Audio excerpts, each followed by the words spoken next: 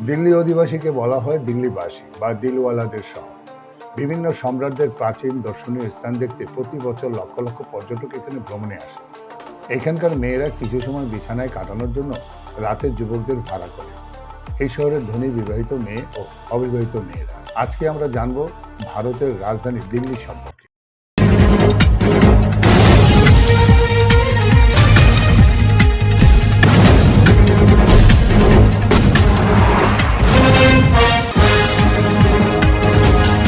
ভারতের রাজধানী দিল্লি যমুনা নদীর তীরে অবস্থিত প্রায় 1483 বর্গ কিলোমিটার এলাকা জুড়ে অবস্থিত।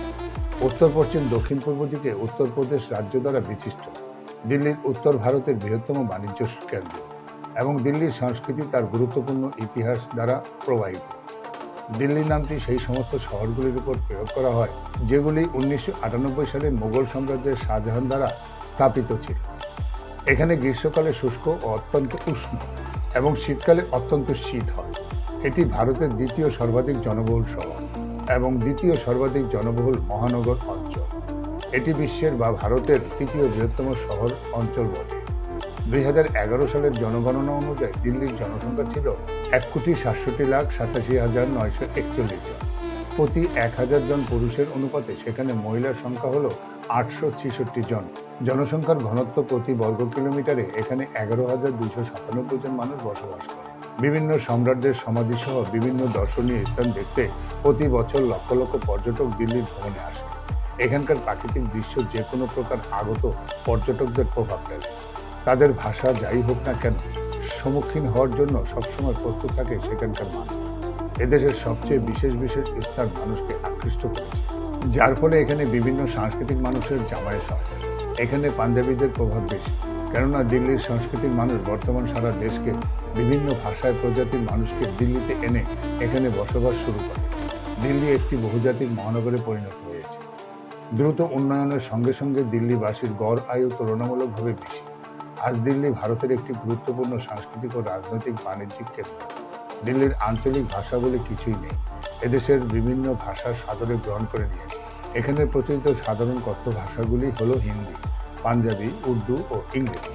এখানকার জনসংখ্যার অধিকাংশ হিন্দি ভাষায় কথা বলে থাকে। ইংরেজি ভাষার এখানকার ভাষার উপর ব্যাপকভাবে মানুষের মধ্যে একটি প্রচলিত রয়েছে। আর এই মহানগর মুসলিম সম্প্রদায়ের উপস্থিতির কারণে একটি গুরুত্বপূর্ণ ভাষারূপে উর্দু ভাষাও প্রচলিত রয়েছে। পুরুষদের অবৈধ ব্যবসা বর্তমান সবথেকে বড় বাজার হয়ে উঠেছে দিল্লির কিছু অংশ। দিল্লির আঞ্চলিক বেশ কিছু জায়গা জুড়ে চলছে এসব কাজ। কয়েক ঘন্টা বিছানায় কাটানোর জন্য তারা দর চেয়ে বসে 1800 টাকা থেকে 3000 টাকা পর্যন্ত। অন্যদিকে সারা রাত কাটানোর প্রশ্ন উঠতে তারা 8000 থেকে নিচের কিছুতেই নামে না।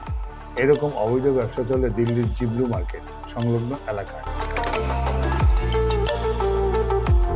এছাড়া বিভিন্ন জায়গায় গড়ে উঠেছে এসব ব্যবসা। স্থানীয় সূত্র মতে এখানকার রাতের যুবকদের ভাড়া করে।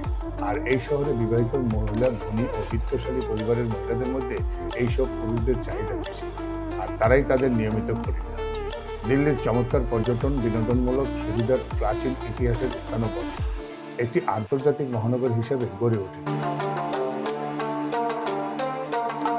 এটি পর্যটকদের মতে মনোরঞ্জন ও আকর্ষণীয় স্থান। পুরো দিল্লিতেই আপনি পাবেন ভারতের মুসলিম শাসনের অধীন কোনো স্থানগুলির মধ্যে অনেক স্থান পাবেন। চাঁদনি চক, রাজঘাট ও শান্তিবন। এই একটি শান্ত ও খোলামেলা শহর যেখানে ঐতিহাসিক নিদর্শন স্থান রয়েছে।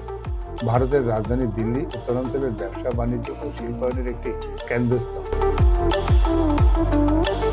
আর এই শহরটির চিকিৎসা, কৃষি ও শিক্ষা প্রতিষ্ঠানের এক গুরুত্বপূর্ণ আবাসস্থল হিসেবে গড়ে উঠেছে। এটি চাকরিজীবীর শহর হিসেবেও চিহ্নিত করা হয়। গত কয়েক বছরের মধ্যে শিক্ষার ক্ষেত্রে দিল্লি অসাধারণ উন্নতি করেছে। চাঁদনি চকে অবস্থিত জামা মসজিদ ইন্ডিয়ার বৃহত্তম মসজিদগুলোর মধ্যে অন্যতম। 1656 সালের শাহজাহানের আমলে প্রায় 12 বছর ধরে মসজিদটি নির্মাণ করা হয়। পুরাতন দিল্লি শহরে আদিও প্রাকৃতিক ইন্ডিয়ান বাজারের স্বাদ নিতে হলে অবশ্যই চাঁদনি চক আসতে হবে।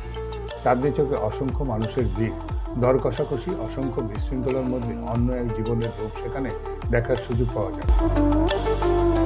এখানে বেশ কিছু মন্দির, বাজার, রেস্টুরেন্ট, সস্তায় আবাসিক হোটেল আছে। চাঁদনী চকের ছোট ছোট দোকানগুলো ঘুরে দেখতে অবাক হওয়ার মতো নতুন অনেক কিছু খুঁজে পাওয়া যায়। 24শে ডিসেম্বর 2002 সালে দিল্লির মেট্রো পরিষেবা চালু হয়।